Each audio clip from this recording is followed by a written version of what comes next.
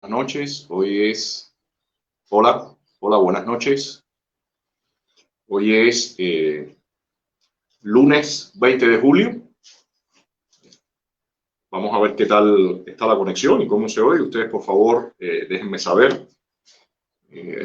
Va a ser un live, considero yo que interesante. Hay una serie de situaciones y nuevas noticias que creo que le van a dar buen movimiento a esta presentación. Entonces, déjenme ver cuando ya aparezcan conectados. Buenas noches. Hola, buenas noches. Hola, ¿qué tal? Buenas noches. Hola, hola. ¿Qué tal? Hola, Rebeca, ¿qué tal? Un saludo para ti. ¿Qué tal? ¿Cómo estás? Ya estoy viendo por acá. Perfecto. Zoe, ¿qué tal? Buenas noches. ¿Cómo estás? ¿Qué tal? ¿Cómo van las cosas? María, ¿qué tal? ¿Cómo van ustedes? Hola, hola, Mercedes, ¿qué tal? ¿Cómo están? Bueno, como les decía, creo que va a ser un live hoy bastante interesante porque hay contenidos realmente, yo diría, movidos, aunque no lo parece tanto, y por eso creo que es importante tratar de poner algunos puntos, esclarecerlo lo más posible, porque según veo yo, Hola, buenas noches, Elena, un saludo para ti también, Silvia, gracias por estar por acá, a todos por estar por acá. Hay varios temas, sobre todo con estas maniobras que ha lanzado el régimen. Creo que algunas, y ya lo decía en el Hola Teresa, ¿qué tal? Un saludo para ti, un saludo para Rubén, gracias. Hola Tania, buenas noches, gracias Jorge, gracias. Les decía que hay parte de todo esto que está ocurriendo. Norma también, un saludo para ti, por acá anda Claudio también. Les decía que hay varios de las maniobras que, en mi opinión, quizás hace falta un poquito de reflectores para aclarar o para poner más luz sobre lo que está ocurriendo. Creo que es un momento crucial, un momento bastante particular lo que estamos viviendo, y enmascarado en todo esto del coronavirus y de los focos que se han movido donde no deben estar. Creo que el régimen está logrando escabullirse en toda esta cortina de humo, y por eso me gustaría poner un poco de luz sobre lo que está pasando, por lo menos mi perspectiva, y ya me dirán después cuando terminemos el live qué le parece. Espero que participen, que pongan preguntas. Estoy tratando acá de... Díganme, por favor, ¿se escucha bien? Déjenme saber si se escucha. Gracias, Teresa. Me alegro que se escuche bien. Bueno, voy a arrancar porque hay varios temas y deseo aprovechar el tiempo. Bueno, les decía que hoy me voy a referir principalmente a las maniobras que ha lanzado el régimen, las maniobras en temas económicos.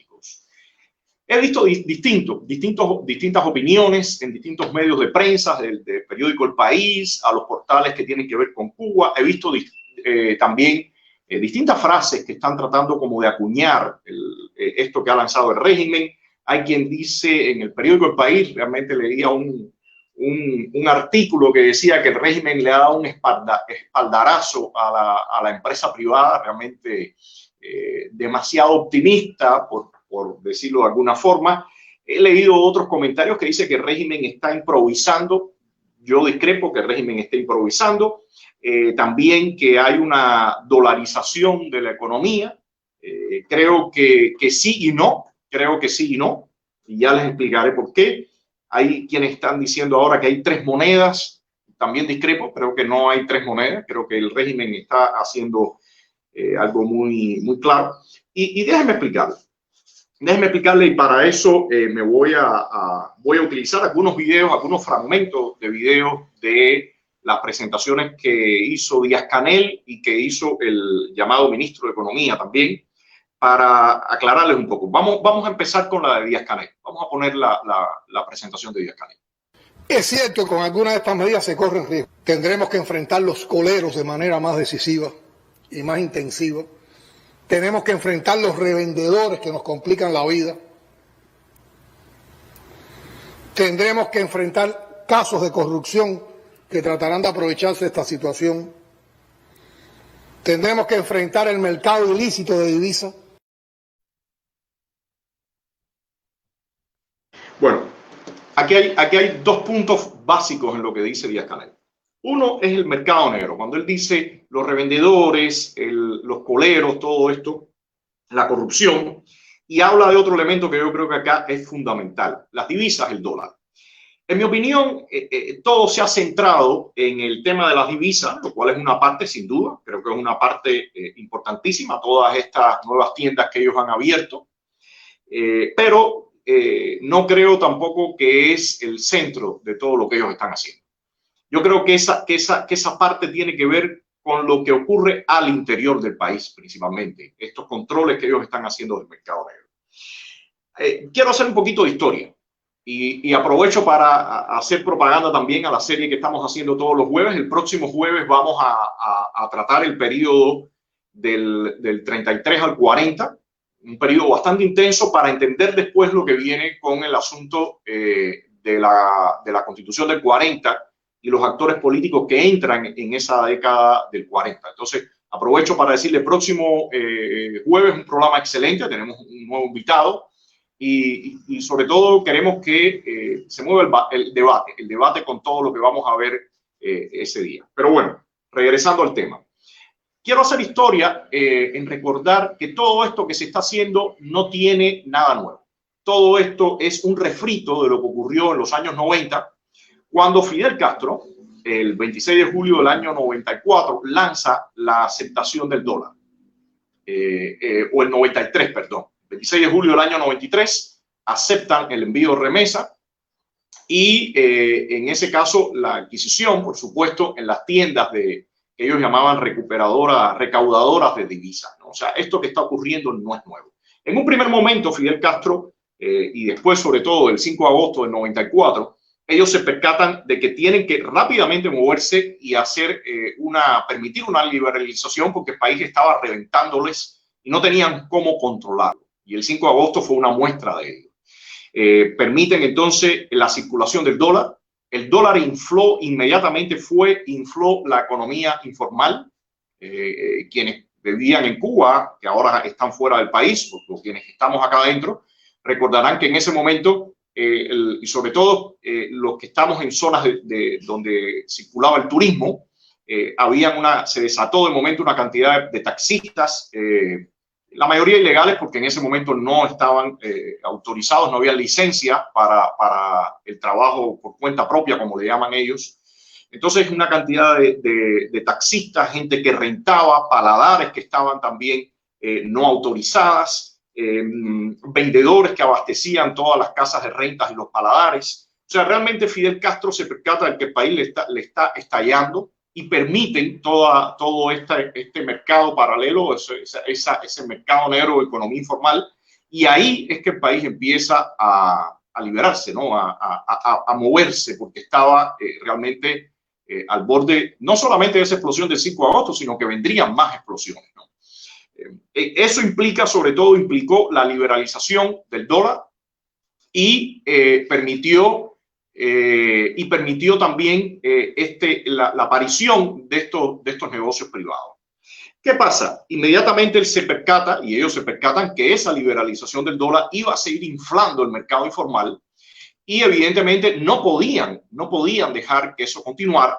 El dólar, recuérdense que se disparó, llegó hasta 140 pesos cubanos por dólar en el mercado negro, y ellos se vieron obligados a lanzar un cambio fijo que inmediatamente pusieron en el orden de 25 pesos cubanos por dólar y lanzaron este llamado CUC. Al final, si miramos en retrospectiva, esa tarjeta que ellos están lanzando, en ese momento el papel lo cumplió el CUC. El CUC era, como le dice Gorky, a mí me gusta mucho la definición, era un ticket y un pretique.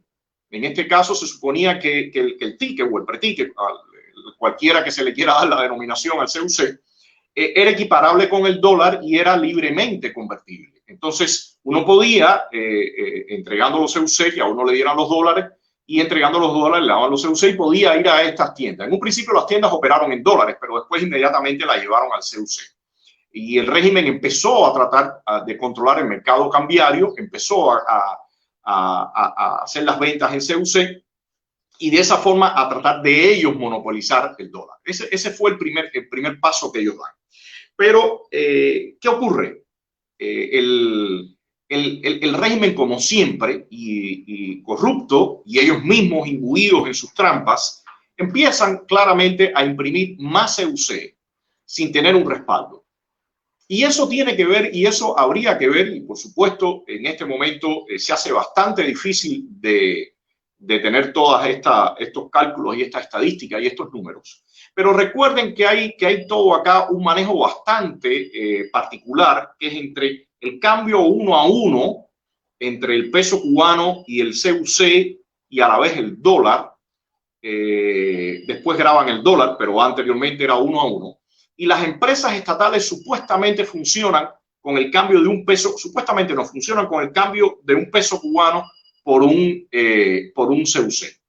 En Venezuela han salido a la luz todos los mecanismos de corrupción por los que los chavistas, un grupo de chavistas, se han hecho multimillonarios con ese tipo de cambios preferenciales. Habría que ver todos los manejos que se han hecho acá. En algún momento saldrá todo eso. Recordemos que incluso Gaesa, y ya después voy a hablar de Gaesa, ese conglomerado militar no es ni siquiera supervisado por la Contraloría General de la República, que no tiene tampoco tanto tiempo de creada, sino que ellos tienen sus propios mecanismos de control, entre comillas. Entonces, el régimen lanza este CUC y ese CUC lo empieza a usar. ¿Qué ocurre? Estando Chávez, ellos empiezan a recibir cualquier cantidad de dinero, ese chorro que venía por el petróleo, y eso le permite claramente desplegar, que toda esa corrupción desplegada y todos los leales al régimen puedan estar maniobrando en todo esto sin que el régimen sienta realmente tanto golpe, ¿no? O sea, la corrupción en ese caso, cuando hay recursos, bueno, realmente para eso es que se es leal en este tipo de sistema, para poder robar y tener todas esas preventas. Entonces, en ese sentido, va pasando el tiempo, el régimen empieza a imprimir más CUC y llega un momento que estos CUC realmente pierden todo el valor. Ya para nada existe una correlación entre las divisas que entran al país y la impresión de los CUC, y el régimen empieza a soltar todo eso CUC a la calle. Y es una forma de robarle también a la gente, porque mientras más dólares entran, bueno, ellos imprimen más CUC y de esa forma, bueno, te dan ese papelito y ellos se quedan con el valor real. Pero ¿qué pasa? Eso a la vez es un mecanismo, es un boomerang. Porque entonces todo ese CUC que empieza a circular en la calle, cuando ellos compran en el mercado internacional para todos los bienes para abastecer las tiendas, bueno, realmente ese CUC no tiene ya un respaldo y para el régimen empieza a ser un problema. Y el problema es que entonces ese CUC no tiene valor y por mucho que ellos multipliquen los precios, se saben que los precios estaban triplicados del orden de 300% por encima, por mucho que ellos aumenten el precio, realmente no llegan a compensar toda esa impresión y esa inflación que tiene el CUC. Entonces, esa pérdida de valor que tiene el CUC. Entonces, a partir de esto empieza el conflicto actual. Ya ellos habían dolarizado, pero su propia trampa los ahoga. O sea, las personas que están diciendo es una nueva dolarización o están dolarizando ahora. No. Hace rato ellos dolarizaron. Lo que pasa es que son tan corruptos que los propios mecanismos que ellos crean terminan y las propias trampas que ellos hacen terminan ahogándolos. Es como todo el desastre que han hecho con la economía, todo el dinero que han botado. Entonces, el CUC termina, ellos lo pagan y lo matan. Ellos terminan acabando con el CUC y vienen ahora con este invento de las tarjetas. ¿Qué pretenden, en mi opinión, con las tarjetas? Bueno, pretenden varias cosas. Pretenden, primero, poder salir del tema del CUC, que ya definitivamente no había mercado. Todo este mercado constituía un estorbo para ellos. En ese sentido, se ven obligados a tener que crear un nuevo mecanismo. No van a lanzar una nueva moneda, porque definitivamente sería como reconocer públicamente el gran desastre que han hecho. una moneda que diríamos fuera libremente convertible o fuera correlacionada al dólar. No lo van a hacer. Y introducen entonces esta idea de las tarjetas. ¿Qué persiguen con las tarjetas? Yo creo que están persiguiendo varias cosas a la vez. Primero, tratar de subsanar el desastre que hicieron con esta moneda que crearon, que ya sencillamente ellos mismos la mataron, la ahogaron, la inflaron demasiado. Y por otra parte, acabar con el mercado negro. Ellos tienen ahora mismo el objetivo de acabar con el mercado negro. Y aquí hay un paréntesis que quizás debía haberlo dicho al principio, pero quiero enfatizarlo, que todo estos, hay que ver todo esto que están ellos haciendo, todas estas maniobras que están ellos haciendo, hay que verlas con el prisma del testamento de Raúl Castro. Raúl Castro sabe perfectamente bien que no puede dejarle a sus herederos esta situación que tienen en la actualidad. Trump puede reelegirse, es un hecho. Incluso viniendo Biden, ellos saben que van a tener que hacer transformaciones. Todo el engaño o todo el juego que tuvieron con Obama, evidentemente va a tener que replantearse incluso si sale Biden. Y ellos están tratando de enmascarar ahora con el supuesto impulso a el sector no estatal, que es como ellos llaman. Ya explicaré un poco más el tema del sector no estatal. Entonces, déjenme ver por acá qué puntos. Yo quiero mostrarles ahora, en este momento, la intervención del ministro, el llamado ministro de Economía, donde él menciona parte de estas transformaciones, o como lo llaman a ellos, sí, transformaciones que van a hacer, maniobras finalmente. Quiero mostrarles este fragmento para seguir la explicación. Vamos a trabajar en crear las condiciones para que las formas de gestión no estatales puedan exportar y puedan también importar, porque uno de los elementos esenciales de la estrategia es precisamente la diversificación e incremento de las exportaciones. Por lo tanto, si hay formas de gestión no estatales en capacidad de producir competitivamente, que tienen productos que pueden ser transables, o sea, que pueden ser colocados en los mercados internacionales, nosotros lo que tenemos que crear son las facilidades, o sea, tenemos que buscar las facilidades para que esa competitividad se aproveche, esos productos puedan exportarse y buscar incentivos para que la divisa que entra al país por esa exportación, una parte de esa divisa, vaya a esa forma de gestión no estatal. Bueno, aquí hay otro punto importante de las maniobras que creo, lo decía el sábado en Cambio de Bola, y creo que no se le ha prestado toda la atención. El país decía que era un espaldarazo a la gestión privada o a la gestión no estatal. Miren, para mí es claramente un enmascaramiento que el régimen está obligado a hacer. Desde los años 80, ya finales de los 80, empezó a crecer todo este conglomerado militar. En los 90 también siguió ampliándose en los 2000, pero sobre todo a partir del 2009, ya cuando aparece Obama de presidente, lanzan toda la zona económica del Mariel, como le llaman ellos, y en esa zona controlada por Gaesa, también Gaesa empieza a copar todo un sector amplio de la economía, sobre todo el que más dividendos proporciona. Se hace cargo del Banco Financiero Internacional, se hace cargo de todas estas transacciones que tienen que ver con la moneda libremente convertible, ahora de todas estas tarjetas que han lanzado, o sea, todo eso ha seguido creciendo, pero evidentemente el crecimiento de este conglomerado también lo convirtió en un blanco fácil. Lo convirtió en un blanco fácil para las sanciones y el régimen claramente se percata de que las sanciones quizás en un momento inicial dijeron, bueno, vamos a esperar, vamos a ver cómo se comporta eso, quizás las sanciones llegan hasta cierto punto y nosotros todavía podemos seguir evadiendo, pero se han percatado que esas sanciones van increciendo y que para ellos es un problema evadirlas.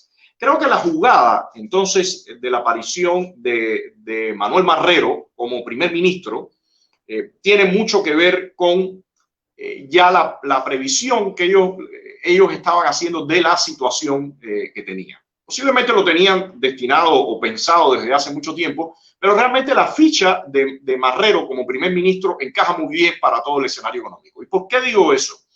La figura del Consejo o la institución, muy entre comillas, del Consejo de Ministros, y en especial el primer ministro, son los que controlan los planes económicos, las asignaciones de recursos y por ende controlan todas las finanzas del país, controlan el Banco Central y todo el sistema financiero. A diferencia de la figura del presidente también, entre comillas, porque el presidente no tiene nada, que no controla esos recursos. O sea, quien controla, quien tiene en sus manos el control de los recursos, de los planes económicos, de los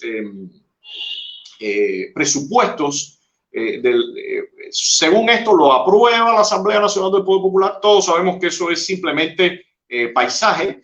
Quien los destina o quien los escribe o quien los dispone es el Consejo de Ministros y su figura principal, que es Manuel Marrero. Manuel Marrero, un hombre que es ministro de Turismo después que sale Osmani Cienfuegos en el año 2004. Fíjense todo el tiempo que lleva. Ha sido, yo creo que el único ministro que no ha sido removido de su puesto desde aquel entonces, un hombre de plena confianza de Gaesa, de Raúl Castro y de en este caso, de López Calleja. Y este hombre es quien pasa ahora a administrar todo el país. Pero evidentemente es una pieza y una ficha de los militares, una ficha de Gaesa. O sea, que ya no solamente Gaesa está controlando ese Banco Financiero Internacional y toda esta parte financiera que compete a ellos, sino también a través de Marrero, que es la bisagra, controlan toda la supuesta parte civil, que sabemos que al final es puro trámite, pero de todas formas ya formalmente lo hacen. Entonces, en ese sentido, todas las presiones y todas las sanciones obligan al régimen a tener que buscar las vías de evadir esas sanciones. Bueno, yo creo que de alguna forma están aplicándole, como se diría, de su propia medicina a quienes creían que mediante el cuentapropismo podía haber un cambio en el país. Bueno, ustedes quieren cuentapropismo, nosotros le vamos a dar cuentapropismo. Y lo que han hecho es anunciar que van a venir una apertura a este nuevo sector, al sector de cuentapropismo. Van a, según liberalizar los controles, van a permitir la pequeña y la mediana, la micro, pequeña y mediana empresa privada o no estatal. Van a también a permitir micro, pequeñas y medianas empresas estatales y también las mixtas. Al final, ¿qué están haciendo con esto? Bueno, para el Departamento del Tesoro y para quienes estaban cazando los negocios de Gaesa, era fácil decir el hotel que está en tal lugar, el hotel que está en tal lugar, el hotel que está en tal lugar.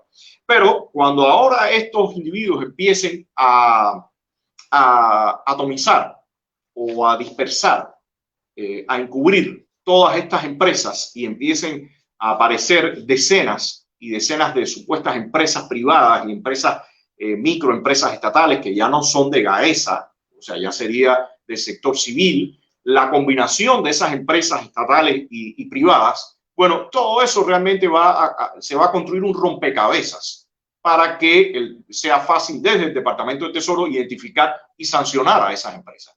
Hay que recordar que la maquinaria burocrática con la que reaccionan todas estas instituciones en el mundo libre, que depende de una orden de cierto nivel del gobierno de los Estados Unidos, que pase después a otra institución, que sea aprobada por otra, todo eso lleva tiempo. Y del lado de acá, el régimen realmente, como es un régimen monolítico, con un poder totalmente centralizado y totalitario, bueno, los pasos ellos nada más necesitan hacerlo en 2 días.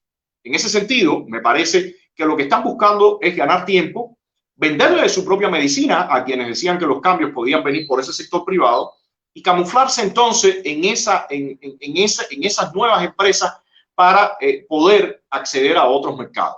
De esta forma, quizás incluso empresas de ellos mismos que están instaladas fuera de la isla o empresas que son colaboracionistas con ellos, tienen un tiempo para seguir operando para todos estos manejos sin que el Departamento del Tesoro, sin que pesen sanciones sobre, que son algunas de las que se han activado con el capítulo 4 de la ley Burton, sobre los funcionarios de esas empresas que le quiten visas, que no puedan entrar a Estados Unidos. O sea, todo ese tipo de acciones ellos están buscando evadirlas. Y me parece que en ese sentido, por eso planteo que lo que están haciendo no es improvisado.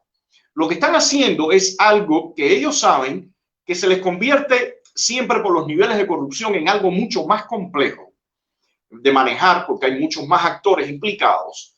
Pero de todas formas, a estas alturas del partido son estrategias y acciones que están obligados a tenerlas. Entonces, a un pequeño recuento. El dólar, un tema fundamental. Tienen que buscar cómo acapararlo completamente, monopolizarlo completamente, sacarle el dólar al exilio, sacárselo al cubano acá. Y para eso han creado este tema de la tarjeta. Ir sobre el mercado negro para quitarle el control completamente a los privados, a la gente que estaba en ese ramo, en ese punto, romperlos, como sería en Cuba. Y por otra parte, camuflar todas las operaciones que van a hacer de cara a las sanciones. Hay un elemento importante también acá. Dentro de lo que están introduciendo está que esas empresas privadas primero van a tener que arrancar haciendo las importaciones y exportaciones con empresas estatales. Pero ya advirtieron que van a permitir y le van a otorgar personalidad jurídica a todas esas empresas. O sea, lo cual sí, en principio sí significa un cambio. Y cualquiera diría, bueno, ojalá, hay una apertura. Pero el tema es, en mi opinión, que si uno analiza en conjunto cómo está operando todo, y ahorita me referiría también al tema de los impuestos, que siempre lo remarco porque me parece que es algo fundamental. Si uno valora en la totalidad el escenario que tenemos, realmente esas empresas privadas no tienen mucha cancha, mucho espacio, no tienen mucho campo por la forma en que el régimen lo está haciendo. Entonces, le permitirían supuestamente importar y exportar en un primer momento a través de esas empresas estatales. Hay otro punto acá importante con el tema de las tarjetas. Inicialmente, si valoramos y vemos lo que había pasado en los años 90, de todas formas el CUC rodando en la calle y con la capacidad de usted ir después al banco y cambiarlo y tomar dólares, y por supuesto todo eso implicaba una cortina donde ese tipo de cambio, donde evidentemente había corrupción, y funcionarios, los bancos y todo, por supuesto, estaban en todas esas traquimañas, eso es evidente. Pero el tener el CUC, el papelito, el pretique o el ticket, permitía ese cambalache en la calle con el mercado negro. ¿Ahora qué ocurre? Ahora lo que la gente va a tener es una tarjeta. O sea, yo no le puedo pagar a Cheo, el de la esquina, lo que me está vendiendo a mí con una tarjeta, porque yo no tengo Cheo no tiene cómo cobrarme. Y en ese sentido, el uso de la tecnología está dirigido a también ahogar ese mercado negro. O sea, toda esa economía informal que hemos dicho en otras ocasiones, que factura en miles de millones de dólares, que mueve miles de millones de dólares, es un carril que realmente el régimen necesita, y sobre todo Raúl Castro necesita desmontar para heredarle a sus allegados, a su familia y a sus allegados. Entonces, enfatizo, miremos todo esto como el testamento que Raúl Castro va a dejar y que no podía seguir postergando. Por una parte, creo que se han montado en el tema del coronavirus para venderle a las personas también esos pasos. Me parece que hubiera sido un poco complicado si no hubiera existido el tema del coronavirus, lanzar supuestamente sin ningún motivo la muerte del CUC, porque de hecho la tan cacareada unificación de la moneda ya está ocurriendo de facto. O sea, ya esa cacareada unificación de la moneda está ocurriendo en el momento que el CUC simple y llanamente se está convirtiendo en otra denominación monetaria y se acabó. Ya el CUC es otro papelito que cambia a 24 por 1. O sea, ya no tiene la libre convertibilidad, ya el CUC no cesó la función con la que supuestamente se había creado, con la que se creó, y la nueva dolarización no es tal, Simplemente el régimen acaba de desechar una criatura que parió y que él mismo mató, que es el CUC, y muta a las tarjetas magnéticas como un mecanismo de mantener la dolarización que existía o los mecanismos de dolarizar y a la vez de control ahora más eficaz que el CUC. Entonces, eso por ahí. Déjenme ver qué se me va quedando para ya pasar a... hay un punto que quería mencionarle. No puede en ningún momento la empresa no estatal progresar de entrada con el tipo de impuestos que tiene. Y lo voy a ratificar. El tipo de impuesto que tiene el régimen es, el impuesto progresivo implica que usted va a pagar más del 50% a partir de que usted tenga una ganancia al año de $2.000. O sea, después que usted gana $2.000 al año, usted tiene que pagar 50% de su ingreso. O sea, no hay absolutamente ninguna empresa en este planeta que con eso realmente pueda progresar.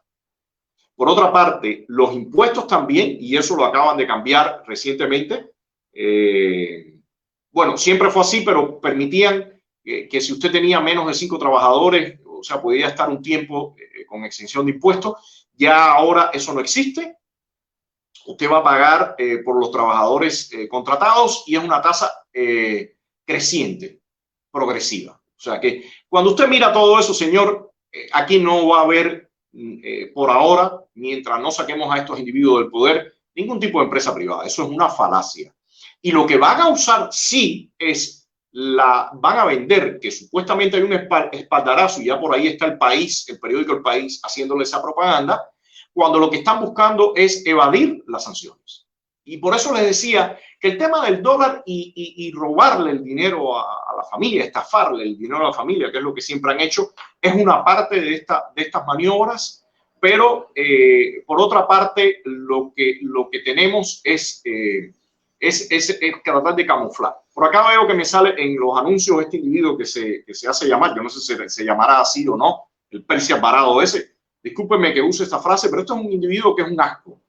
Un individuo que incluso hay fotos de él con menores o con muchachas muy jovencitas, con varias. O sea, realmente a mí para nada me interesaría debatir con este individuo que realmente para mí significa un desperdicio y una ofrenda a nuestra patria. O sea, que ese hombre venga acá a estar con muchachitas y aprovecharse de todo eso. A mí me parece extremadamente bajo. Entonces, cuando termine el programa, yo lo voy a bloquear porque con ese individuo no creo que haya absolutamente nada que intercambiar ni debatir. Entonces, se va cuando yo termine acá.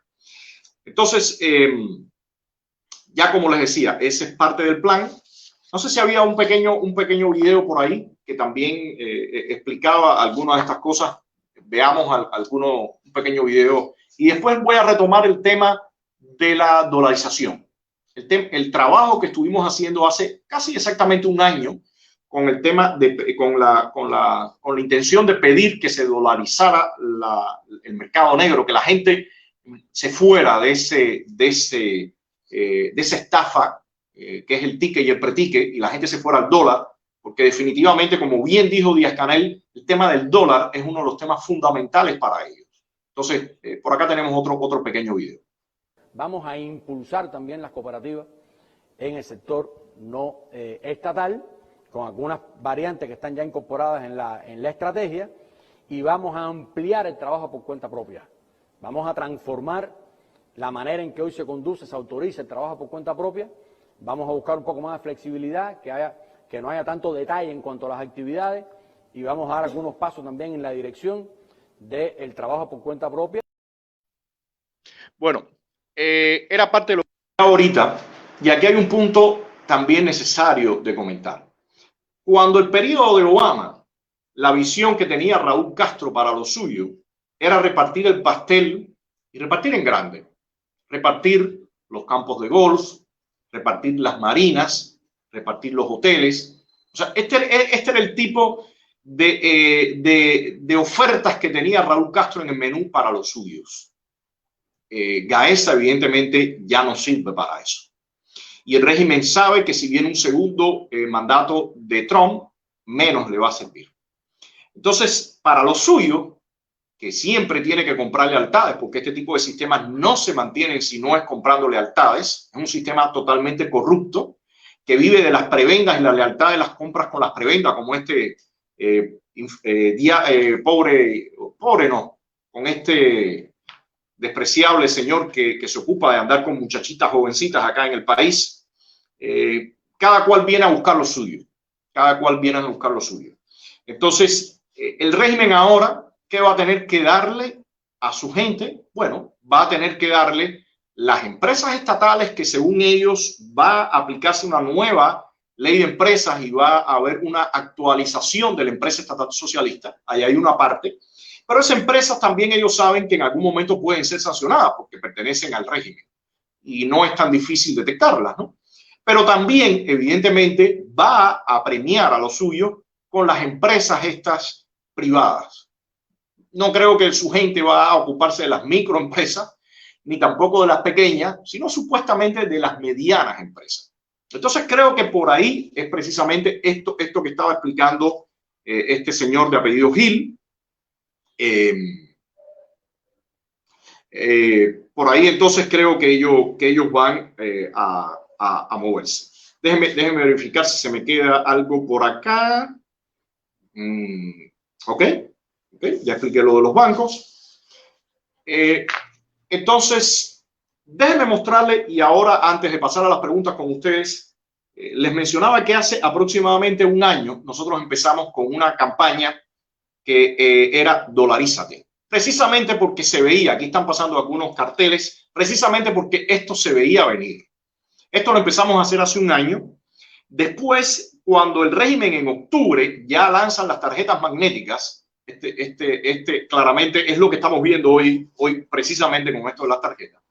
El régimen en octubre lanza las tarjetas y una de las funcionarias se le escapa y dice que ese proceso de venta va a empezar con algunos productos, que es un experimento, y después va a aumentar. Pero ¿qué ocurre? Enseguida la gente reacciona y dice, bueno, pero entonces todo se va a vender con las tarjetas, y en este mercado, bueno, salieron y deshicieron, rechazaron esto y dijeron que no, que solamente algunos productos, que los demás productos iban a seguir en el mercado de CUC y de pesos cubanos y bla, bla, bla, bla, bla, lo que sabemos. Pero evidentemente ya en octubre eso venía, eso se veía que venía. Y nosotros ya habíamos lanzado esta campaña. Ahora les voy a poner un pequeño video de lo que proponíamos en la campaña esta que lanzamos, que se llamaba Dolarizar. Dolarizar el mercado negro o la economía informal resultará una herramienta útil para empoderar al pueblo cubano frente a la tiranía. Estos son nuestros argumentos o propuestas. El uso del dólar como moneda circulante en el mercado negro disminuye la recaudación de esos dólares por parte del sistema. Usted no debe guardar sus ahorros en un papel moneda que no tiene respaldo o convertibilidad más allá de nuestras fronteras. Lleve sus ahorros a dólares. No guarde su dinero en los bancos del régimen. Hacerlo implica que usted nunca poseerá moneda dura y siempre estará a merced de lo dispuesto por ellos. Si necesita obtener algunos CUC para comprar, trate de cambiarlos con algún amigo. No financie a los tiranos. Cuba boicot, más castrismo, ¿para qué?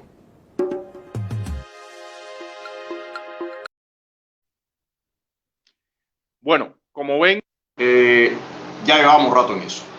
Y ahora voy a la otra parte que normalmente está ocurriendo en los últimos tiempos.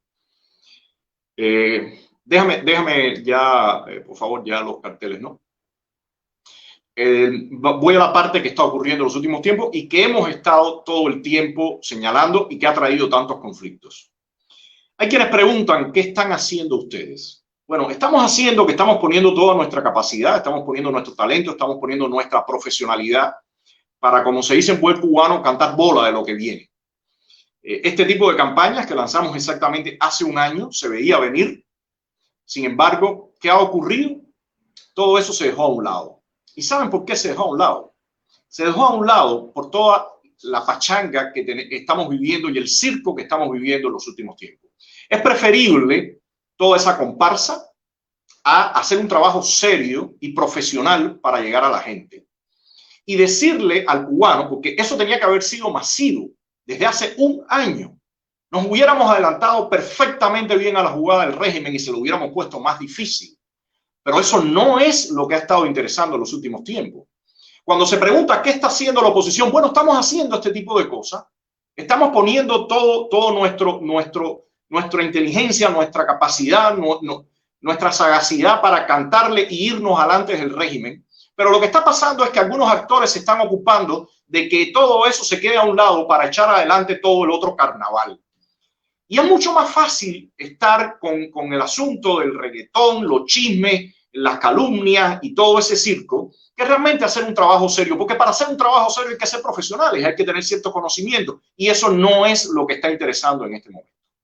Entonces les digo, yo quisiera que realmente todos los que nos están viendo, ustedes, la mayoría son seguidores de todo el trabajo que estamos haciendo, de todo el trabajo que están haciendo otros opositores, otros exiliados dentro y fuera del país con la intención de lograr cosas serias. Yo quisiera que se pusiera el mayor altavoz a toda la cretinancia que estamos teniendo en los últimos tiempos, que están permitiendo al régimen ir libre, sin ningún costo, fácil.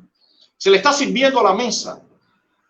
Se le está sirviendo a la mesa que el régimen pueda llevar adelante su plan y nosotros todo el tiempo entonces, desde una posición reactiva, cantando y ahora, mira qué bandidos son, que son. Bueno, es que tenemos que descubrir a estas alturas que el régimen es bandido. Es que tenemos que descubrir que todos los pasos que están así, que hace el régimen siempre es para atornillarse en la silla. ¿Tenemos que descubrir eso? ¿O se supone que nosotros, nuestro trabajo es para ir delante y cantar bola y en este momento la gente ya estuviera mucho más advertida y que el régimen no pudiera ahora hacer los pasos como lo está haciendo? Yo creo que es lamentable, es penoso que, por ejemplo, y me indigna ver que un año después que se empezó con esta campaña, que claramente era lo que venía, por acá estaba el amigo Justo de los Cuatro Gatos y lo estaba diciendo, era bola cantada, y sin embargo nadie prestó atención a eso. Entonces ahora empieza, no, el régimen es bandido y está dolarizando. No, señores, el régimen dolarizó en los años 94, el régimen está atornillando, intentando atornillarse y ahora lo que está haciendo es una maniobra. Es improvisado, para nada es improvisado, yo no creo que es improvisado, el régimen tiene perfectamente bien claro hacia dónde se tiene que mover para no perder el poder, que es lo único que le importa. Entonces lo voy a dejar por acá, voy a seguir comentando todo esto. Les decía, es preferible estar en toda la pachanga y toda la bobería del parón, las latas, los girasoles, los clandestinos, el plebiscito. O sea, eso es más farándula. Eso es más, como diríamos en buen cubano, eso es más sabroso. Cuesta más poder tener una opinión profesional clara de un estudio y entonces potenciar toda esa visión. Eso cuesta más.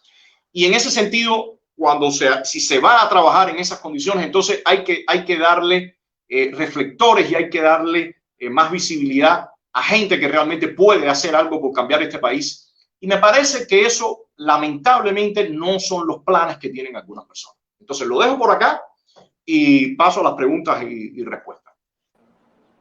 Hola, Antonio, buenas noches. Bueno, por acá estamos.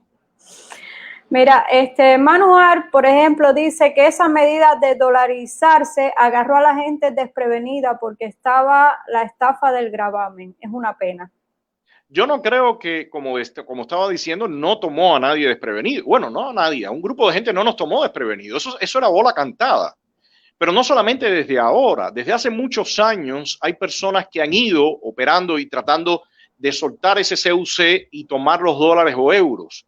Pero es que esa debió haber sido una campaña, en vez de todas las campañas estas tontas. Esa debió haber sido una campaña movida en todo el país, en el exterior, para que la gente le dijeran a su familia, suelten ese papelito. Ese papelito es una estafa. Y que todo el mercado negro que ahora el régimen está tratando de aplastar se hubiera movido desde hace mucho con los dólares. Eso se pudo hacer. No era tan difícil hacerlo. Sin embargo, no fue lo que interesó. Dice Elvis Fuentes, el modelo ruso dejará a los jefes militares como oligarcas. Ese, por supuesto, eso es parte, pero en este sentido, Elvis, Raúl tiene que dejar posicionados a los leales a su hijo. Ya no es a él, son los leales a su hijo. Raúl tiene que antes de irse, crearle la casta y crearle el grupo de apoyo, el grupo de leales a su hijo. Eso lleva rato haciéndolo. Hay una cantidad de militares más jóvenes, ya coroneles, tenientes coroneles, coroneles generales, le han creado repartos exclusivamente para ellos, edificios que en ese caso sí no son los edificios de la mar, edificios que tienen parqueo, edificios que tienen repartos cerrados completamente con condiciones de seguridad, con muchísimas mejores condiciones que el resto de la población, y han ido aislando a esas personas también. O sea, esto es un trabajo progresivo que han hecho, pero reitero, la construcción del conglomerado AESA era para otro escenario. Ahora ellos tienen que diversificar y crear la posibilidad de generar estos pequeños y medianos negocios y empresas estatales para tratar de evadir esas sanciones y aprovechar, como decía, el tiempo que demora la burocracia, principalmente en Estados Unidos, para aplicarle sanciones y ellos mientras moverse. Hola María Valle Pérez y saludo a los amigos que te saludé a ti y Antonio. Sí, gracias. Gracias a todos los amigos por estar por acá. Gracias. Oye, dice Zoe Milagros Valdés que empresas que también están desde Miami operando hacia Cuba y de la que los pachangueros se benefician. Gracias Zoe, ese es un punto fundamental. O sea, el régimen siempre, por algo llevan más de 60 años, ellos siempre crean plan A, plan B, plan C. Y yo diría que estas empresas que tienen que ver con los envíos, con los famosos envíos, por donde seguramente mandaron 2 o 3 de las latas que mandaron, todas esas empresas que están asociadas a los jerarcas o a la familia de los jerarcas o los hijos de los jerarcas, tenían que ver también con estos planes de los cuentapropistas, ¿no? Con estos planes de diversificar. Yo creo que ahora son parte de las empresas que van a operar. Yo creo que ahora ese es parte del plan. Por allá todo el mundo sabe que por Panamá desde añísimos, cuando estaban los hermanos de la Guardia con aquella operación que le llamaban MC, moneda convertible, se dedicaron, y ellos lo decían claramente, a burlar o evadir el embargo, el bloqueo, como le llaman ellos, y crearon empresas en Panamá y se movían con empresas en Panamá, con grupos financieros. O sea, esto no es nada en lo que ellos están improvisando por primera vez. Ellos saben, han operado así. Sencillamente sí lo están haciendo en un escenario bastante adverso, pero lamentablemente con mucho desconocimiento por parte de la población. La población yo creo que entiende poco lo que está haciendo el régimen. Si las personas que están desde fuera de la isla con toda la información muchas veces no entienden, imagínense ustedes las personas que están dentro, ¿no? Entonces, habrá que poner toda la presión para que todo este tipo de información se divulgue y empezar a dejar a un lado toda la tontería de los pachangueros y empezar a enfocarnos en lo que sí puede, en lo que está afectando ahora mismo al pueblo cubano, porque esta barrida que está haciendo el régimen del mercado informal realmente es muy lamentable y tiene que ver y está afectando a miles y miles de cubanos. Y Raúl Rodríguez pone un punto que otras veces tú has tocado, Antonio. Él dice, después de Raúl y empiecen la bronca entre ellos, ¿se podrán mantener? Mira, Raúl, esa fue la tesis que se aplicó en Venezuela. En Venezuela dijeron, después que se muera Chávez, se acabó el chavismo. Aquí en Cuba decían, después que se muera Fidel, se acabó el castrismo. Se murió Chávez y no se acabó el chavismo. Se murió Fidel y no se acabó el castrismo. Eso no quiere decir que no se acabe, por supuesto. Y de hecho nosotros estamos aquí porque tenemos la confianza de que se va a acabar. Pero para que se acabe no va a ocurrir de forma espontánea. Porque al final la gente creía, y esa fue una de las teorías que aplicaron ahora en tiempos recientes en el tema del chavismo, no, cuando le empecemos a poner las sanciones, ellos se van a fajar solos. Mira, realmente no se fajaron solos. Lo que hicieron en algunos casos fue jugar con la oposición, jugar con la propia, el gobierno de los Estados Unidos, haciéndole creer que Maduro se iba, que supuestamente los rusos lo bajaron del avión. Ahora mismo se está apostando a que no, cuando se muera Raúl ya todo se acaba. Y no, señores, no es espontáneo. Precisamente esto que está haciendo Raúl ahora mismo es para cuando él se muera no se acabe tan fácil. Y lo tenía muy simple cuando Obama, y aquellas prebendas que le iban a dar a su gente eran realmente jugosas. Y ahora Raúl sabe y entiende que tiene que dar todos estos pasos él estando vivo. Y eso es lo que están haciendo. Entonces, esa historia de Raúl Rodríguez, esa historia de que se acaban solo, no es así, no funciona. Usted tiene incluso el caso, por ejemplo, del crimen organizado y el narcotráfico en México, y esos grupos encuentran sus balances, se matan entre ellos, se pelean, se disputan ciertos territorios, pero saben hasta dónde llegar para no ser aniquilados después por el gobierno. Entonces, pienso que ahora mismo es algo simplista creer que una vez muerto Raúl se acaba todo, y precisamente Raúl Castro está trabajando para ello. Dice Delgado Iván, ¿por qué los cubanos que viven en Cuba prefieren matarse a golpes por un trozo de pollo en lugar de unir fuerzas contra la dictadura Castro-Canel? Y creo que esto es una de las estrategias de siempre de los totalitarismos, ¿no? Bueno, mantener a las personas... bueno, hay una cosa real, la gente sabe quién es el mayor enemigo. Y el régimen, cuando luego lanza todo por la televisión todos estos juicios sumarísimos, y cuando de momento en los carnavales da unas palizas tremendas y sacan a los boinas negras y agarran a un tipo y lo lanzan por arriba a una cerca y después lo muelen a golpe y lo meten en un calabozo, y de momento tú, por filmar a un policía, como hace un poco una muchacha, te dan una golpiza y después te meten preso. O sea, la gente sabe medir la magnitud del enemigo. Y el régimen no se esfuerza porque no tiene que hacerlo, muestra con regularidad su impunidad. Y precisamente por eso hemos dicho, la oposición necesita todo el respaldo, la gente de la sociedad civil necesita todo el respaldo para frenarle un poco las manos al régimen.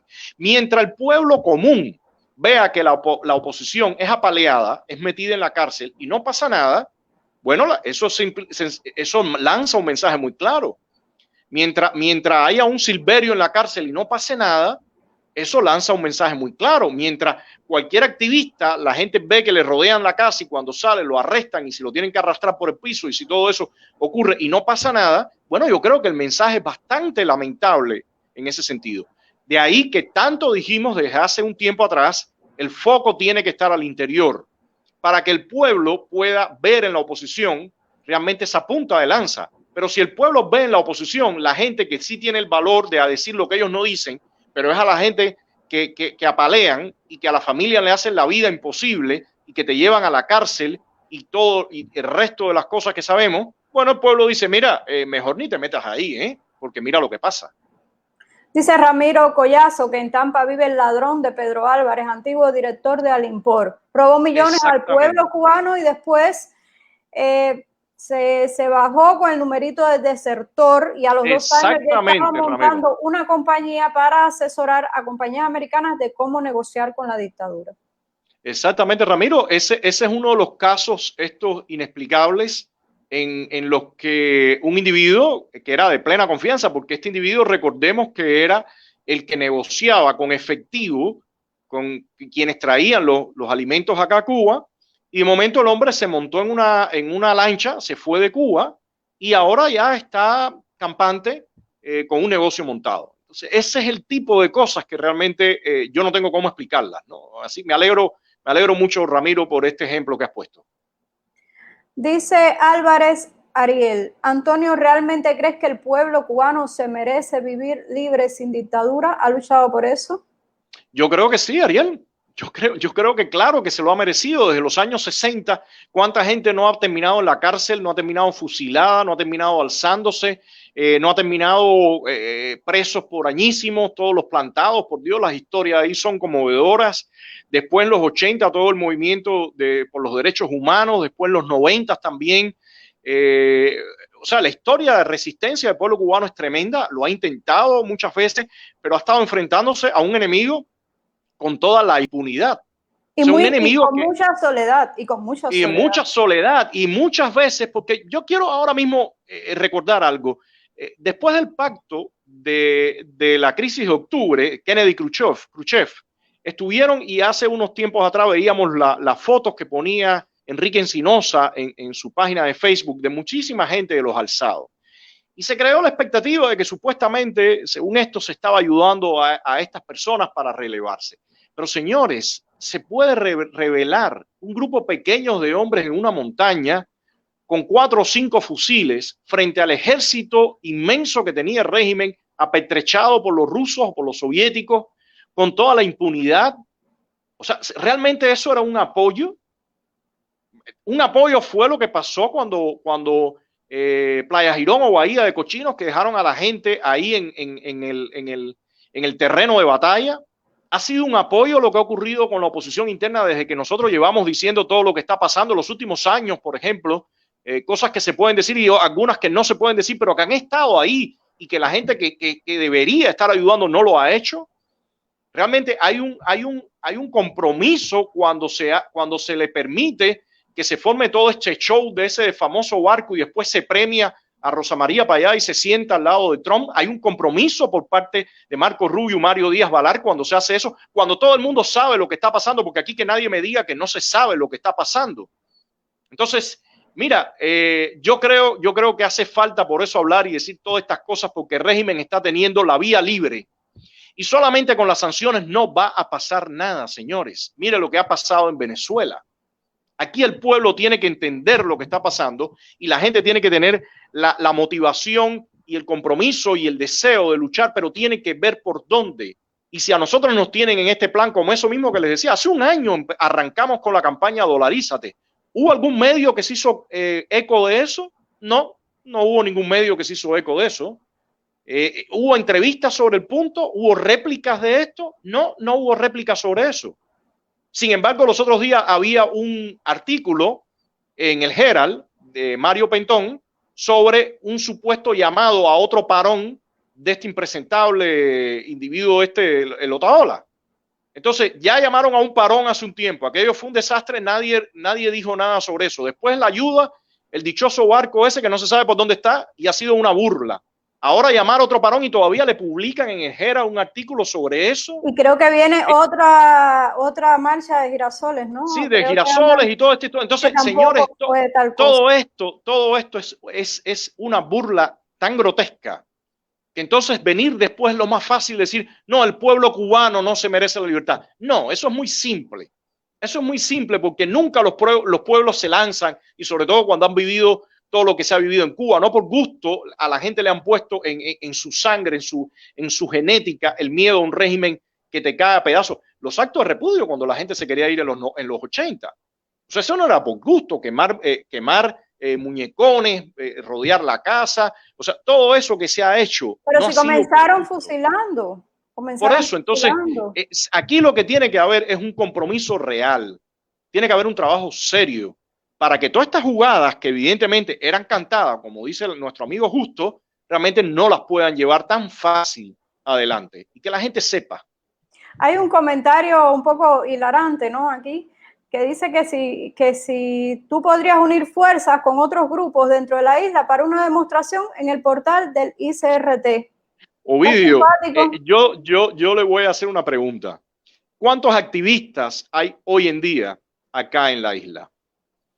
Yo no voy a decir el número, pero les puedo decir que muy pocos, muy pocos.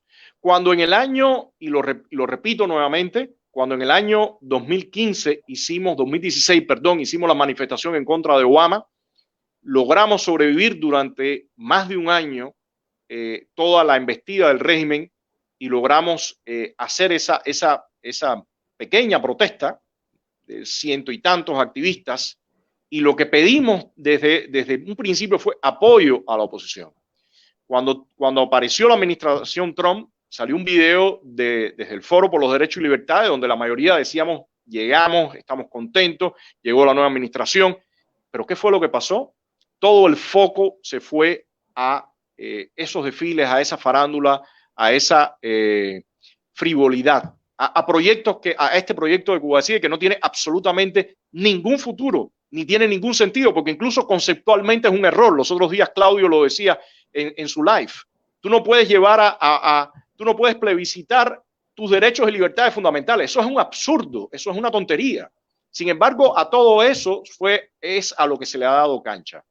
Entonces, en ese sentido, el día que se pueda hacer una protesta, así como la que usted está narrando, bueno, la oposición ya está en otra magnitud.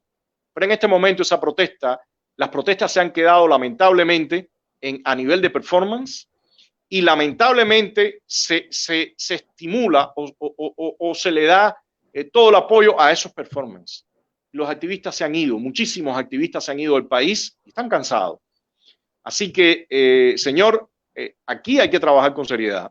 Aquí hay que rearmar una oposición que tenga la fuerza y no solamente en el rango del activismo, sino la capacidad de propuestas y la capacidad de hacer este tipo de trabajo como el que hemos intentado hacer con el tema de la campaña de dolarización para que el régimen no esté fresco y feliz dando sus pasos. Dice Levis Wilson, no se metan a tirarse para la calle, desde aquí afuera no los van a ayudar. Bueno, Levis, lamentablemente eso ha pasado. Eso ha pasado.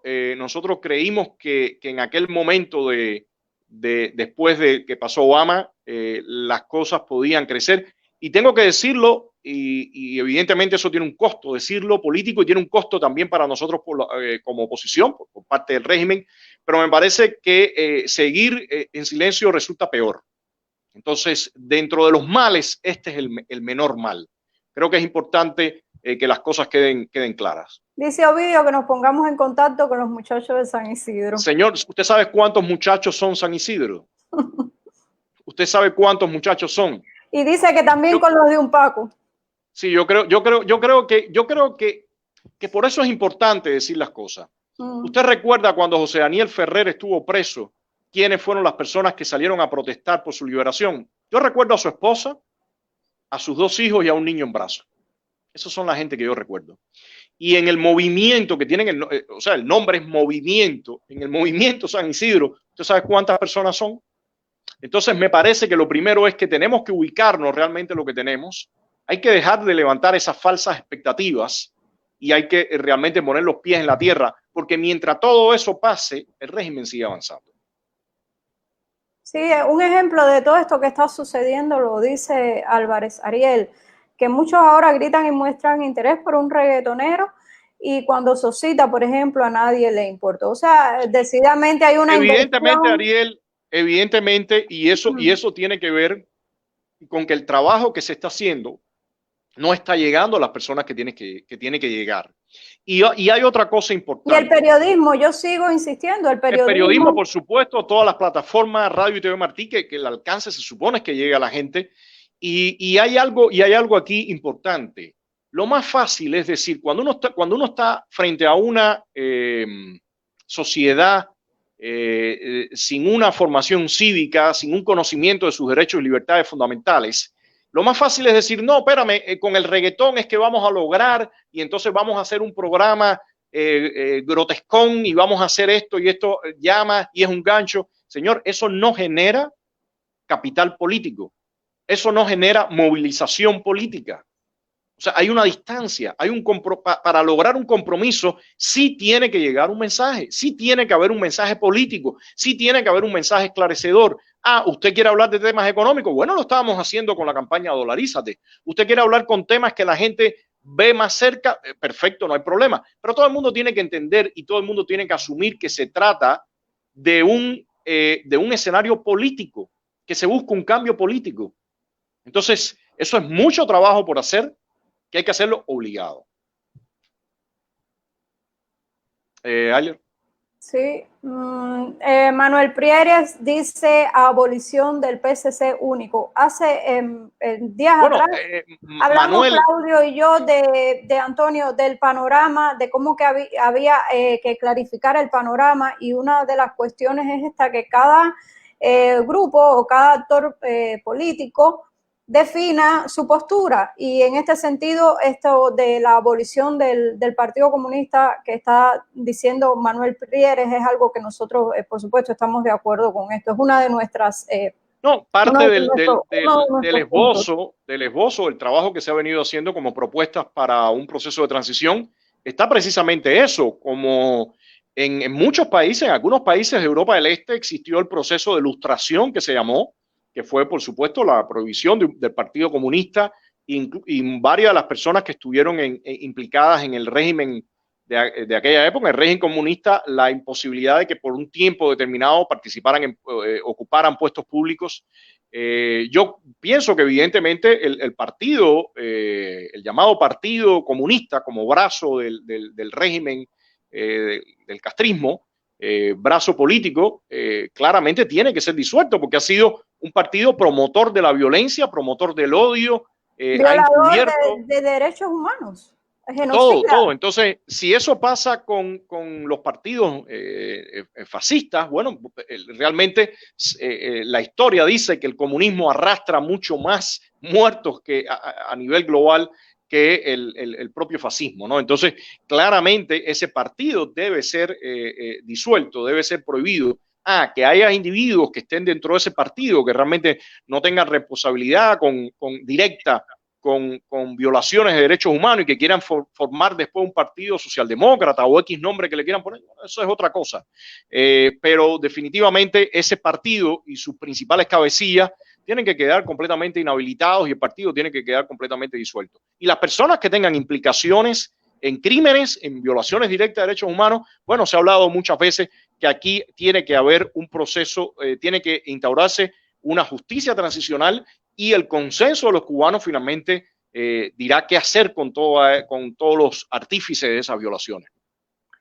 Elvis Fuentes dice que la balanza comercial de Estados Unidos con Cuba está por el piso, 78 millones hasta mayo del 2020, cuando el año pasado estaban por 160 millones en esa misma fecha, que están desesperados por los dólares. Definitivamente están a la casa de los dólares y están a la casa de escaparse de las sanciones. Eso yo creo que es fundamental en este momento.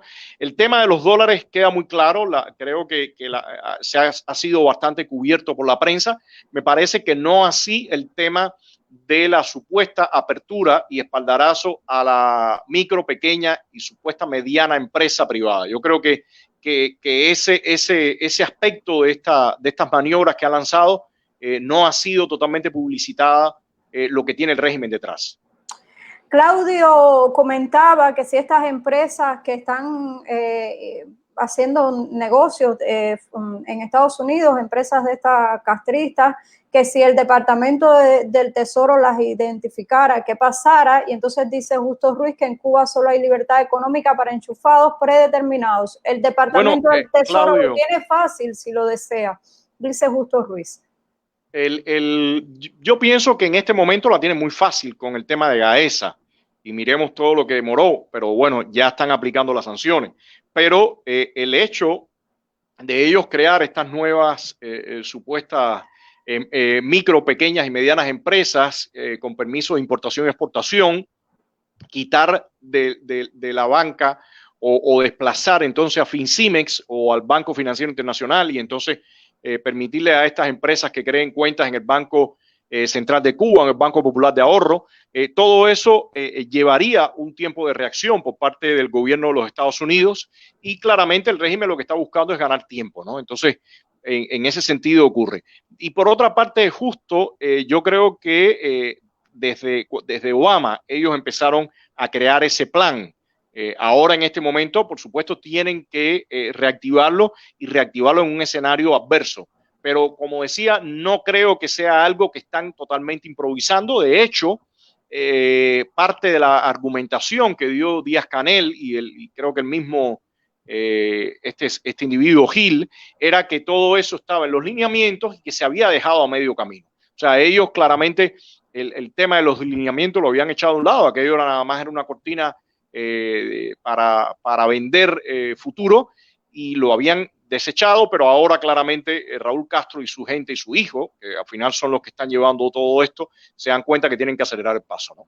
Voy a leer 3 comentarios al mismo tiempo, Antonio, o sea, uno detrás de otro para enlazarlos, ¿no? Dice Yara Felipe, tenemos entre todos que intentar llegar a la gama escasa de cubanos que no responde al populismo, sino a las ansias de libertad. Desgraciadamente son los menos, dice Manuel López, hoy la dictadura está acorralada en una esquina, pero la oposición no sabe cómo rematarla. Y uno que se apellida Wilson, que ahorita te hice un comentario de él, él decía que cuál sería la estrategia porque él sentía desde fuera que la gente, o sea, los cubanos, la población, rechazaba a la oposición.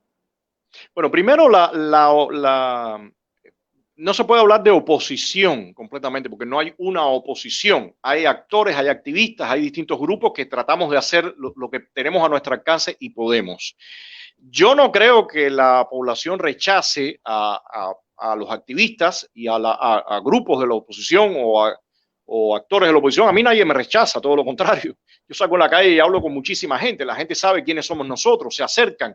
De hecho, en algún momento por ahí hay un video de cuando un arresto bien cercano acá, que nos quitaron la licencia del carro, la placa del carro, la chapa, como le dicen acá en Cuba.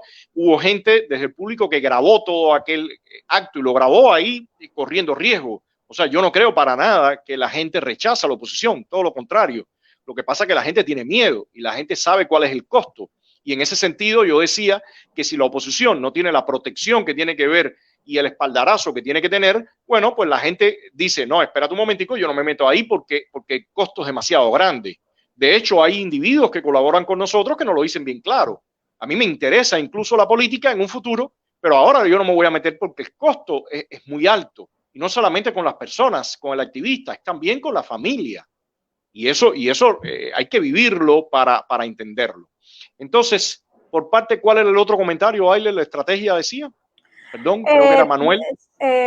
Sí, que el régimen estaba como moribundo, pero la oposición no sabía cómo rematarlo. Manuel, él es el nombre de la persona, ¿no? Póngalo un momentico, por favor. Lo voy a buscar. ¿Puedes ir hablando? Bueno, porque... Está bien. Mira, la oposición no es que no sepa cómo rematarlo. Ahora mismo yo te diría una cosa, Manuel, si nosotros hubiéramos podido... Sí. Manuel López.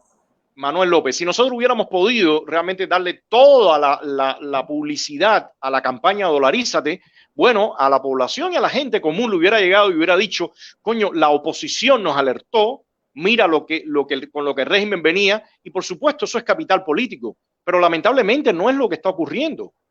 Lamentablemente no es lo que está ocurriendo, y reitero, lo que está ocurriendo ahora es un penoso desplazamiento a la pachanga y a la vulgaridad y a lo superfluo como supuestamente el método de captar más personas.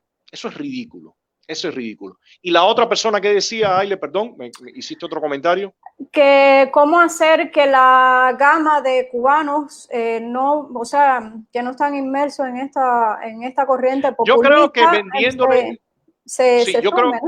Yo creo que en primer lugar hay que divulgar la información, hay que divulgar el discurso y la gente tiene que convencerse de que sí hay una salida para el régimen. Pero a mí lo que me parece tremendamente peligroso es que nadie es tonto y todos nos estamos viendo las caras y todos estamos viendo la información. Si de momento hay un sector que es ahora el que está recibiendo los reflectores, y me refiero con nombres y apellidos porque es mi estilo y es como me gusta hacerlo. Si de momento está todo el invento que hicieron desde Cuba Decide, del barco, de las ayudas y que se ve, todo el mundo ha visto que eso que ha sido un desastre, ha sido una manipulación y un descaro. Y de momento Rosa María es premiada y la sientan al lado de Trump para que represente al pueblo cubano, para que represente a la oposición. Señores, la lectura es que esto sencillamente no tiene solución. La gente seria, esa es la lectura que hace. Eso desmotiva tremendamente. Eso quita seriedad y peso al trabajo que estamos haciendo. Y yo invito, y por eso digo, todo esto lo estamos viendo todo el mundo, quizás no todas las personas, pero sí por lo menos grupos de esas personas. Y yo invito a las personas del equipo de Mario Díaz Balart, yo invito a las personas del equipo de Marco Rubio y otros actores del exilio a que valoren que eso nos hace un daño tremendo. Eso golpea tremendamente a la oposición, a la externa y a la interna, porque al final termina llevando a la gente a un nivel de desmotivación, a un nivel de desencanto, en el que entonces todo se echa a un lado y lo más fácil es decir, oye, la política es sucia y no tiene sentido. A mí me parece, y en parte, permíteme un momentico, Ayler, y a mí me parece, y en parte son de los temas que vamos a ir hablando en esta revisita y chequeo o revisión de la historia cubana que no tiene sentido. O sea, no produce lo que se espera cuando no se habla de la verdad. Y cuando alguien nos pregunta cuál es la propuesta de ustedes, bueno, en una situación tan difícil como la que nosotros enfrentamos en Cuba, en una situación donde el régimen tiene tanta impunidad y donde disponemos de tan poco para enfrentarnos a ello, nuestra principal propuesta es la verdad. Y yo creo que es tremenda. Yo creo que eso tiene un impacto tremendo. El cristianismo arrancó con gente convencida de la doctrina que dio Jesucristo y la gente confió en esa verdad. Y cuando la gente confía en una verdad, entonces eso mueve tremendamente. Pero si la gente se desmotiva, si la gente ve que hay una manipulación, si la gente ve que se está operando desde la mentira, eso es tremendamente dañino. Y mi llamado en todo esto es: el régimen es tremendamente cínico, sabe manejarse, destruyó Venezuela frente a los ojos de todo el mundo. La única herramienta que tenemos nosotros es la verdad. Y ese ha sido el eslabón débil también en la oposición venezolana. Cuando empezaron todos los empujes y el régimen a penetrar y a mover, que se empezaron las manipulaciones y no a operar desde la verdad.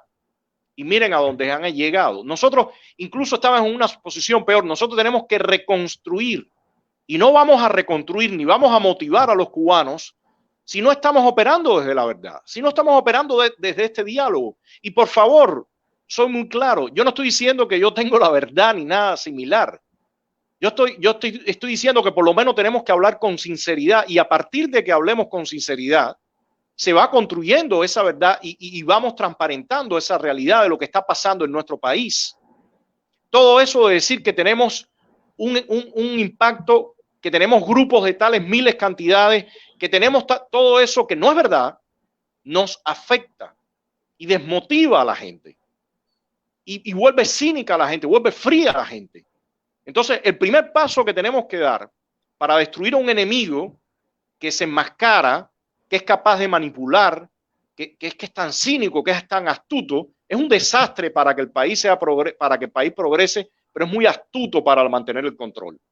Entonces, el arma que nosotros tenemos, la principal arma que tenemos es la verdad, y hablarnos con claridad y el debate y decirnos las cosas. Porque de lo contrario, si caemos en ese nivel de frialdad y cinismo, les aseguro que nos va a pasar mucho de lo que nos ha pasado hasta este momento. A pesar, y lo digo, que la resistencia que hemos mostrado, que a esta altura, después de 60 y pico de años que el régimen ha actuado con esa impunidad, todavía en Cuba haya resistencia, eso dice que nosotros, el cubano, sí merece libertad y sí se necesita la libertad. Pero tenemos que transitar por sincerarnos, tenemos que transitar por usar las armas que no usa el régimen. Dice Justo Ruiz que las nuevas microempresas serán de enchufados predeterminados obedientes. Por supuesto que sí, Justo, eso tú lo sabes y lo has dicho mucho desde tu página o desde tu Twitter y desde el blog de ustedes, Los Cuatro Gatos, cómo ellos han movido gente en los Estados Unidos y en muchas partes vendiendo la idea de que sí, de que promover esa micro, pequeña o mediana empresa es la vía para liberar Cuba. Eso se sabe que no es. Dice, bueno, sumergida Pozo, había un mensaje, se me fue, la supuesta oposición de Miami es la oposición de la oposición, es su misión. Mira, sumergida, permíteme un momentico, Bailer. Yo creo que no es bueno, y los otros días, incluso en Cambio de Bola, hablábamos sobre eso. Yo creo que no es bueno generalizar. Yo creo que es importante, por eso lo decía ahorita, hablar con nombres y apellidos para que no se confundan. De hecho, en un programa los otros días, creo que el mismo Cambio de Bola, Zoe me señalaba eso y le agradecí que me lo señalara. En Miami hay personas que han dado toda su vida. Han muerto muchísimas personas después de haber sufrido tremendamente acá. Hay gente que desde su posición ha puesto un extra en el trabajo. Hay gente que hay veces que está frustrada, está cansada. Pero esa gente hay que volverla a llamar y tenemos que llamarnos entre todos y hablar con claridad en lo que queremos para que prime este tipo de posición y no la otra. La otra posición es dañina, hace daño. Y en la medida que no se hable con claridad sobre el escenario que tenemos, va a primar. en la medida que podamos hablar con claridad, en ese sentido sumergida, las cosas van a cambiar. Y yo tengo confianza en que van a cambiar porque, como decía, se ha resistido muchísimo. Y conozco a muchas personas ya mayores, ancianas, que todavía tienen el deseo y tienen esa llama y tienen ese deseo. Y de ahí uno realmente tiene que tomar las fuerzas y seguir. Así que yo soy optimista, a pesar de que el cuadro es difícil, pero yo soy optimista en ese sentido. Y creo que ya con lo que has comentado hasta acá, me parece que esto lo respondes, Alberto Chapman, que me ha insistido una y otra vez con esta pregunta: ¿cómo hacer para que el mensaje de la disidencia, a mí me gusta más la palabra oposición, llegue al pueblo? Bueno, lo primero es que tenemos que tener los medios para que lleguen al pueblo, porque llegar al pueblo significa llegar a millones de personas. Entonces, de lo que se dispone, de los distintos portales, de Radio TV Martí, de la capacidad nuestra de la oposición acá adentro, todo eso, lo que hay que lograr es precisamente que se llegue a millones de personas y afilar el mensaje también que se va dando. Pero, por ejemplo, ese tipo de comentarios de que el mensaje que nosotros estamos dando quizás está apartado. No, mira, este caso de Dolarízate es un mensaje realmente completamente atinado, que para nada recibió el respaldo que debió haber recibido por falta de visión y por falta de todo lo que hemos hablado, y contradice que el mensaje que nosotros mandamos no esté en sintonía. Yo creo que ese es un claro ejemplo. Ustedes vieron el fragmento de video, los carteles, o sea, distintos formatos, con humor, con sarcasmo, con de todo que estuvo ahí mezclado, y sin embargo no llegó a la gente. Eso debió haber llegado muchísimo más. Bueno, Antonio, hay muchos comentarios. Bueno, los amigos Sí. están, a veces se responden entre ellos y otras veces hay... Bueno, realmente ya llevamos un buen tiempo. Yo creo que ha sido un buen live. A mí me ha hecho sentir bien poder tener toda esta interacción, decirles lo que estaba pensando. Hay que seguir. Los invito al participar el jueves del segundo programa Cuba República. La idea de Cuba República es revisitar ese periodo y parados desde hoy, desde la actualidad, ver ese periodo. Y es sumamente interesante. Yo les puedo decir a ustedes que en mi caso particular, que para nada soy un ignorante de la historia, o sea, tenía mi conocimiento de historia, pero revisitar toda esa etapa desde hoy, desde los conflictos que tiene nuestra nación, desde los conflictos que hay en la oposición, o sea, revisitar la historia realmente nos hace comprender muchísimo más, independientemente que el régimen ha atomizado la sociedad tremendamente, independientemente de que el régimen ha torcido parte de nuestras características. Hay una parte de nuestra idiosincrasia que está ahí. Cuba es una nación que tiene más de 500 años y eso no puede ser borrado. Y parte de lo que nosotros vemos que ocurrió en ese intento de la República, que lamentablemente fue truncado en 1959 con el comunismo, la llegada del comunismo, o sea, todo ese intento tuvo luces y sombras y hay que mirar en esas luces y sombras para saber cómo vamos a trabajar y cómo nos vamos a acercar a ese momento. Me parece que es un ejercicio necesario, me parece que es un ejercicio fundamental. Yo los invito a participar.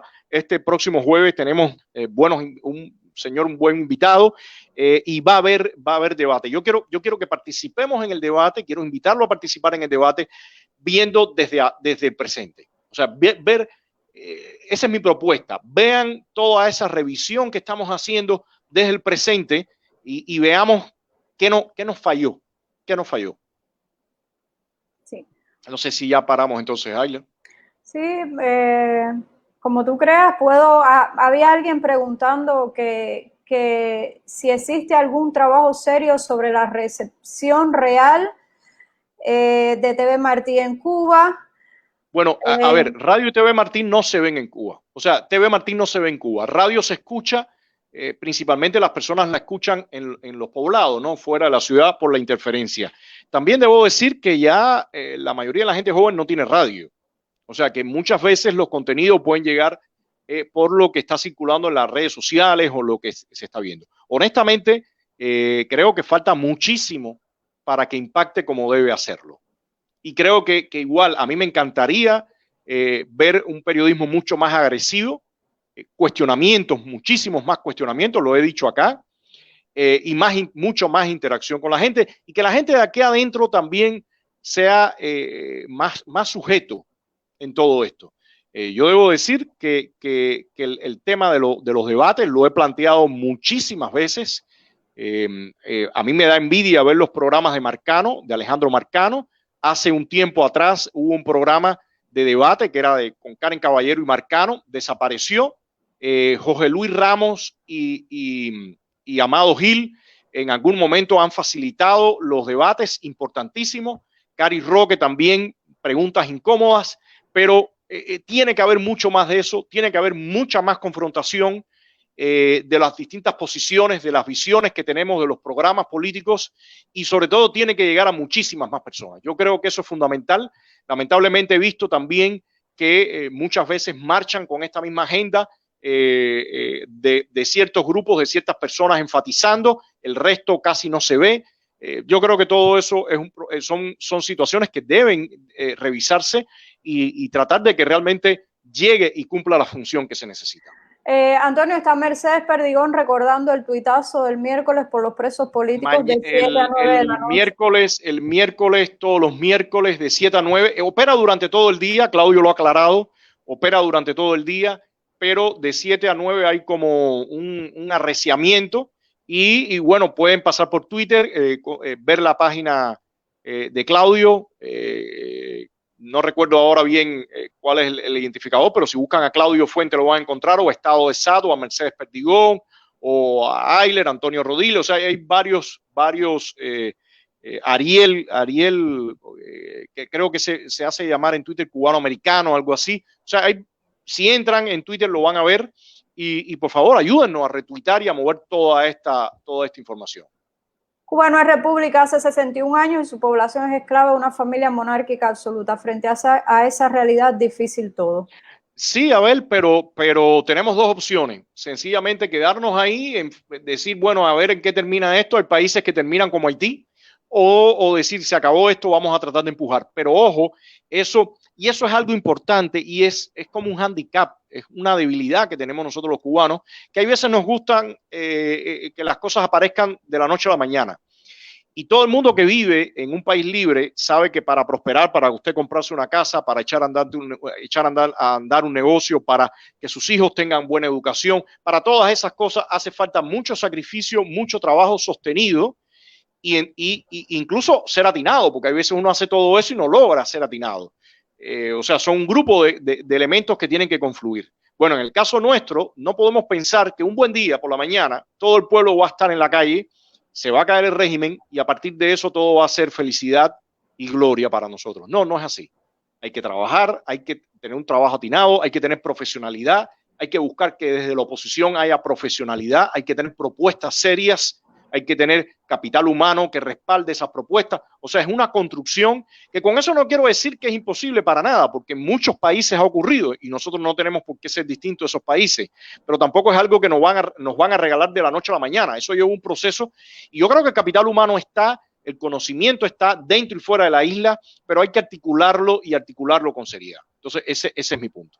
Y creo que hay que confiar también en los cubanos, sobre todo. Claro que sí, o sea, ese discurso, señores, ese discurso de todo el tiempo estar demeritando, y entonces si de momento aparecen un grupo de gente en una pachanga y en situaciones, eso, ok, perfecto, eso es una parte de este país, como lo mismo en Estados Unidos. Miren este grupo de Black Lives Matter, lo que ha hecho. O sea, el desastrico está en todas partes.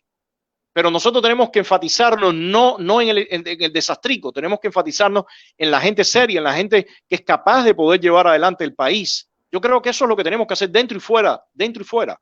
Yo siempre repito, y los otros días se lo decía a Zoe, que no va a haber un fin de la tiranía y no va a haber un proceso de reconstrucción y de transición a la democracia si no hay un trabajo conjunto entre los que estamos dentro y los que están fuera. Pero ese trabajo tiene que ser serio, y ese trabajo tiene que ser con respeto, y tiene que ser hecho con profesionalidad, en el sentido de la seriedad y la consistencia. Entonces, sí, lo dice ya Felipe, la gente de la comparsa lo que está es haciendo ese proceso, el que hablas más lento, se necesita debate serio, apoyando lo seguro que sí, seguro que sí, Yara. Bueno, yo creo que voy terminando. Se extendió, pero interesante el programa de hoy. Gracias. Dame un segundo, Antonio. Sí.